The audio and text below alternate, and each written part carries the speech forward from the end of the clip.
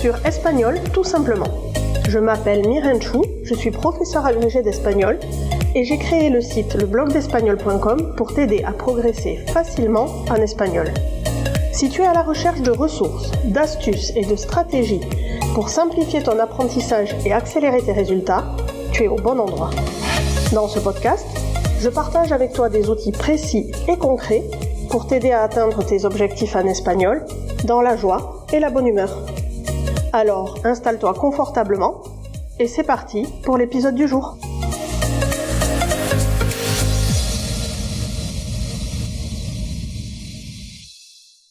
Hola, hola, bienvenue sur ce nouvel épisode de Espagnol tout simplement, dans lequel je suis ravie de te retrouver, d'autant plus que c'est le premier de cette nouvelle année. Je veux donc commencer par t'adresser mes meilleurs vœux de santé, bien sûr, de bonheur et évidemment de réussite en espagnol. J'espère que la période des fêtes de fin d'année a été douce, reposante et lumineuse et que tu pourras prendre un petit moment pour toi en ce début d'année pour faire le point sur ce que tu souhaites réaliser en espagnol en 2024 et te fixer de vrais objectifs pour progresser. Dans ce contexte, l'épisode du jour est idéal pour bien commencer l'année. En effet, aujourd'hui, je vais répondre à une question que vous me posez très fréquemment et qui revient dans bon nombre des messages que vous m'adressez, à savoir comment apprendre l'espagnol rapidement ou bien comment apprendre l'espagnol en une année. Alors aujourd'hui, j'ai décidé de te révéler mes meilleurs conseils et de te dévoiler de manière détaillée comment je m'y prendrais si je devais recommencer l'espagnol depuis zéro et que je me donnais 1 an pour apprendre. Mais avant ça, la première question qui t'est probablement venue à l'esprit, c'est apprendre l'espagnol en 1 an, est-ce que c'est vraiment possible ? Eh bien, ma réponse va peut-être te décevoir, mais je dirais que ça dépend. Concrètement, ça dépend de nombreux facteurs tels que ton niveau actuel, le niveau que tu veux atteindre, le temps et les ressources que tu es prêt à investir, et ça dépend aussi de ta capacité d'apprentissage et de ton niveau de motivation. Ce qui est clairement possible, même si tu es débutant ou grand débutant aujourd'hui, c'est de parvenir à avoir un niveau très correct en espagnol. Pour être tout à fait clair, je dirais que tu peux arriver à t'exprimer et à comprendre dans toutes les situations du quotidien, que ce soit au niveau personnel ou au niveau professionnel. Pour parvenir à ça, il va falloir que tu mettes en place une stratégie pour éviter les erreurs classiques. Il va falloir aussi que tu sois efficace et que tu fasses preuve de productivité et surtout que tu prennes du plaisir. Concrètement, dans cet épisode, je te fais bénéficier de mon expérience de professeur agrégé d'espagnol et je vais te révéler comment je m'y prendrais aujourd'hui si je devais recommencer à zéro et que je voulais parler espagnol d'ici 1 an.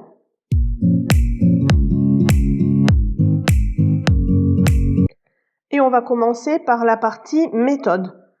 À ce niveau, il y a 3 piliers sur lesquels tu peux t'appuyer pour progresser rapidement.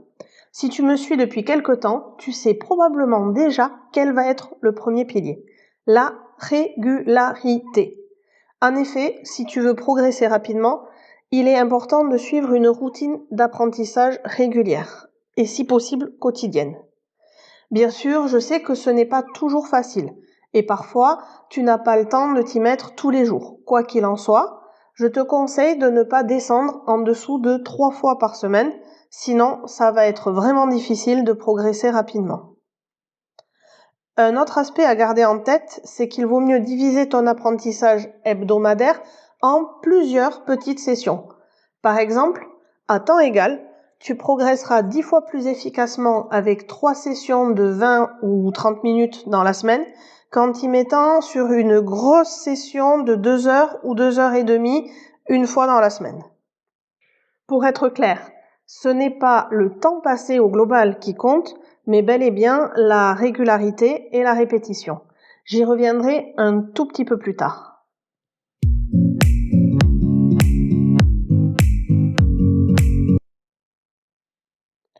Le deuxième pilier fondamental pour progresser, c'est de t'organiser et de ne surtout pas te disperser. En effet, Quand on travaille par soi-même, on a tendance à se disperser facilement. Je te recommande donc de commencer par définir ton gros objectif, l'objectif final, c'est-à-dire pourquoi tu veux parler espagnol et quelles seront les compétences dont tu auras vraiment besoin. Puis, il faut fragmenter ce gros objectif en sous-objectifs qui soient efficaces, c'est-à-dire qui soient spécifiques, mesurables, atteignables, temporellement définis. Si tu ne sais pas comment fixer ton objectif, tu peux télécharger gratuitement mon guide pour bien démarrer en espagnol sur le site leblogdespagnol.com. Je te mettrai le lien dans les notes de cet épisode. Par exemple, tu n'auras pas besoin de te focaliser et d'apprendre les mêmes choses si tu veux parler espagnol pour mener des réunions professionnelles ou bien si tu veux parler espagnol pour aller faire du tourisme et simplement te faire comprendre et discuter avec les natifs. Bref, selon ton objectif, il faudra bien choisir ce que tu apprends et surtout comment tu apprends. Une fois que tu auras défini tes objectifs et les contenus sur lesquels tu souhaites progresser, le plus dur si tu travailles par toi-même, ça va être de savoir garder le cap et ne pas te disperser. Le danger est bien là. Je t'entends d'ici. Oh, un super programme qui vient de sortir. Et si je testais cette nouvelle application ? Bon, allez, je vais aller écouter des films en VO, j'ai entendu dire que c'est super pour progresser. Oh, et puis non, je ne comprends rien, je vais plutôt acheter une grammaire ou alors écouter des podcasts. En passant d'un support à l'autre, en multipliant les sources et les contenus, il y a de fortes chances que finalement, tu ne progresses pas. Tu te contenteras de sauter d'une méthode à l'autre, de tester un peu tout, mais sans vraiment t'y mettre à fond. Et finalement, il y a fort à parier que tu en sois quasiment au même point dans un an.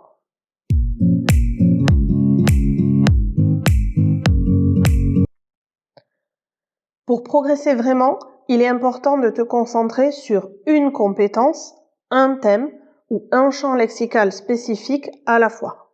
Mon conseil, c'est de choisir 2 ou 3 ressources que tu consulteras régulièrement et de ne pas te disperser à chercher partout différentes méthodes qui au final te perturberont plus qu'elles ne t'aideront.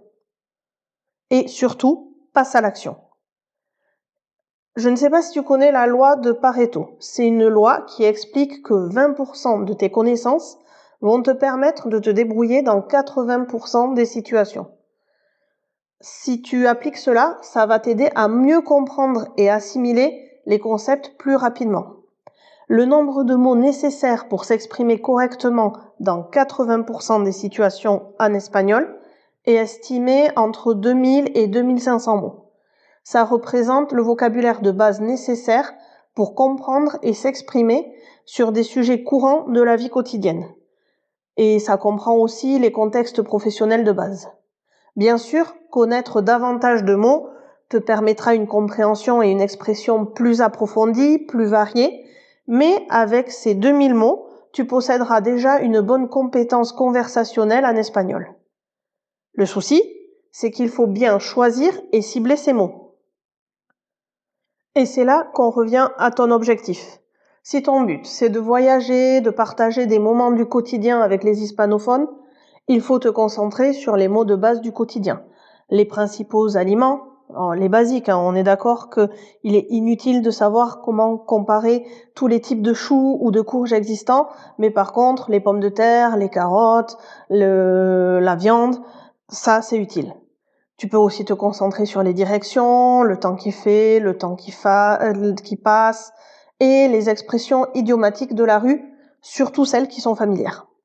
En revanche, si tu apprends l'espagnol parce que tu en as besoin au travail, il faudra connaître les mots techniques de base de ton domaine professionnel. Savoir comment passer un appel, écrire un mail. Mais quoi qu'il en soit, apprends d'abord ce que tu manipuleras au quotidien avant de te lancer dans l'apprentissage des détails qui seront certes utiles, mais plus tard. Mieux encore, les chercheurs ont établi que 50% de n'importe quelle conversation dans n'importe quelle langue se fait avec une centaine de mots uniquement. En d'autres termes, Si tu as en mémoire les 100 mots les plus courants en espagnol, tu seras capable de comprendre 50% de ce que tu écouteras ou liras dans cette langue, et ceci dans toutes les situations du quotidien. Parfois, on a tendance à se rassurer en allant se perdre dans les détails, en croyant que ce sera utile de connaître plus de choses. Mais pour moi, toute la subtilité réside au contraire, au moins au départ, à savoir faire des choix et à cibler l'essentiel. D'ailleurs, si tu écoutes cet épisode au moment de sa sortie, sache que je vais très prochainement proposer un pack complet tout un an pour se remettre à l'espagnol de façon claire, efficace et ludique, et surtout pour progresser rapidement avec l'essentiel de la grammaire et de la conjugaison espagnole en infographie, avec des fiches spécialement pensées pour te faire gagner du temps et te simplifier la vie, des fiches visuelles, colorées, pédagogiques, qui vont à l'essentiel et sans superflu. Il y aura aussi du vocabulaire avec des thématiques du quotidien en images, toujours du vocabulaire vraiment utile, avec des listes de fréquences, des flashcards d'expressions du quotidien, des flashcards faux amis, et surtout, ce pack proposera un plan d'action concret avec la méthode clé en main qui va te donner l'énergie et les stratégies pour booster ton espagnol, passer du niveau débutant à un niveau avancé en te concentrant sur l'essentiel et surtout en te faisant plaisir. Et ça me fait une transition parfaite avec le 3e pilier fondamental pour apprendre, qui est précisément le plaisir.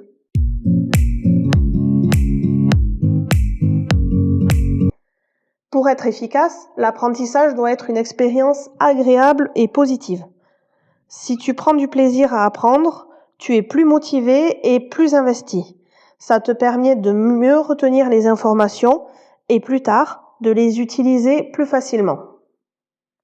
Dans les problèmes souvent rencontrés par les gens qui m'écrivent pour me poser des questions ou pour me demander des conseils pour apprendre l'espagnol, je retrouve très souvent une espèce d'écœurement de la langue dû à un apprentissage très scolaire et bien souvent complètement rébarbatif. Si, au contraire de ça, tu parviens à te débloquer, à prendre du plaisir à ton apprentissage et à développer une attitude positive envers la langue et la culture, ça te mènera à une approche beaucoup plus ouverte et plus curieuse. Et il existe plein de façons pour rendre l'apprentissage de l'espagnol plus ludique et plus intéressant. Par exemple, tu peux regarder des films ou des séries en espagnol pour t'habituer à la prononciation et au rythme de la langue. Tu peux aussi écouter de la musique en espagnol et apprendre les paroles pour améliorer ton vocabulaire et ta compréhension orale. Tu peux faire des jeux de rôle, des conversations avec des locuteurs natifs, de la lecture en VO. Il existe plein de pistes, à toi de trouver la tienne. Mais par contre, rappelle-toi qu'il faut toujours que tu sois actif. Si tu regardes des séries pendant des heures ou que tu écoutes des dizaines et des dizaines de chansons mais que tu n'es pas concentré dessus, tu ne progresseras pas plus que si tu faisais autre chose.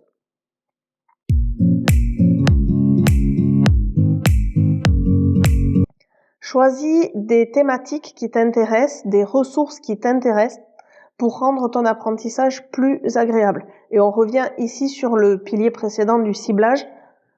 Il faut que tu te restreignes dans un premier temps à ce qui t'intéresse. Enfin, si tu n'y arrives pas seul, essaie de trouver un coach de langue qui s'adapte à ta façon d'apprendre.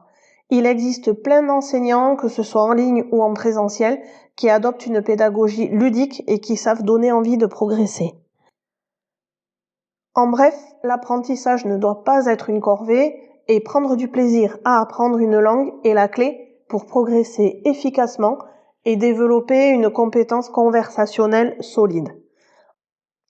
Et voilà, on a fait le tour de ce qui concernait la partie méthode.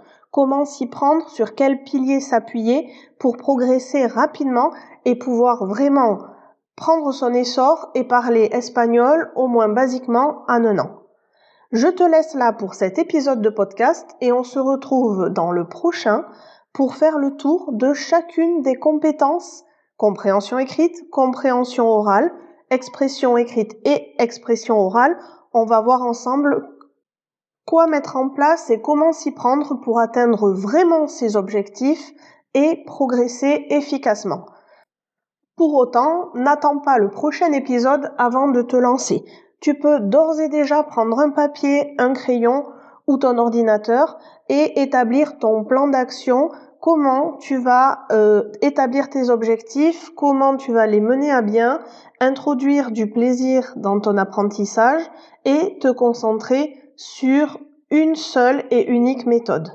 N'hésite pas à me faire un petit mot, un DM sur Instagram, un mail à hola@leblogdespagnol.com pour me donner des nouvelles de ta progression d'ici quelques jours ou quelques semaines. Mais surtout, lance-toi. Passe à l'action, pratique et on se retrouve très prochainement avec d'autres contenus pour progresser en espagnol. Ciao, ciao!